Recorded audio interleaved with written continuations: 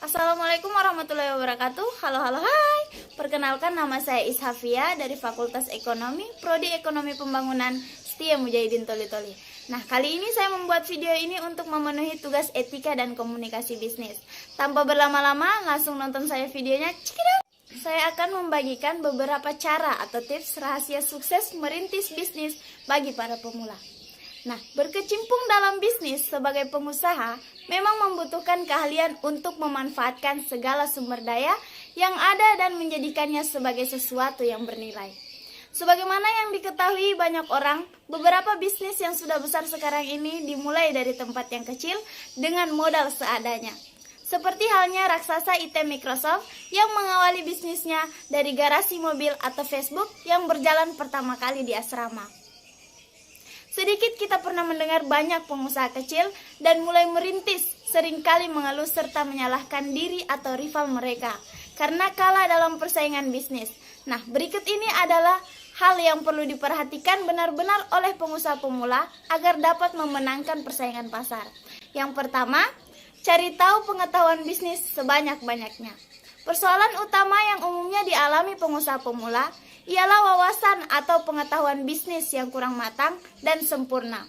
Pengetahuan bisnis ini diantaranya soal bagaimana memulai bisnis, membuat rencana sederhana, merancang marketing yang tepat, branding, pengemasan, distribusi produk, hingga hal yang sederhana, dan administrasi perusahaan.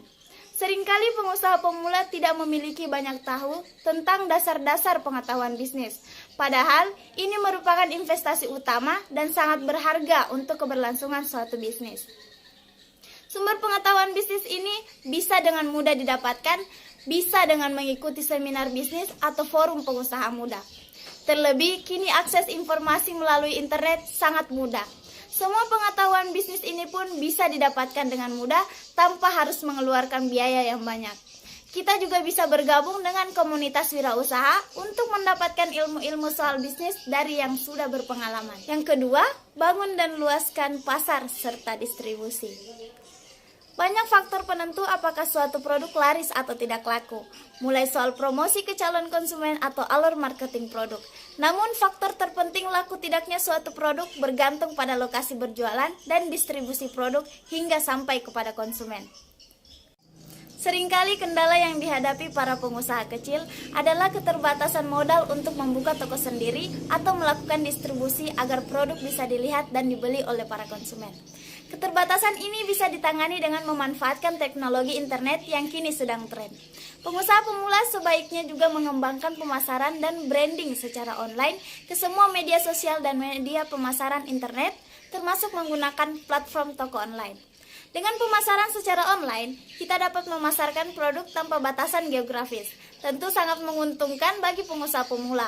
Hanya kita perlu membangun jaringan pemasaran online dengan baik supaya pencarian produk konsumen selalu mengarah kepada produk kita. Yang ketiga, kelola modal dengan manajemen cash flow. Nah, mengawali bisnis memang membutuhkan modal dan investasi supaya bisnis terus berjalan dan berkembang. Modal pun harus dikelola dengan baik, jangan sampai terlalu banyak pengeluaran sampai-sampai modalnya didapat dari meminjam. Tetapi bisnis belum menghasilkan profit yang dapat menutupi utang. Alangkah baiknya memiliki modal sendiri untuk mendanai bisnis yang dijalankan.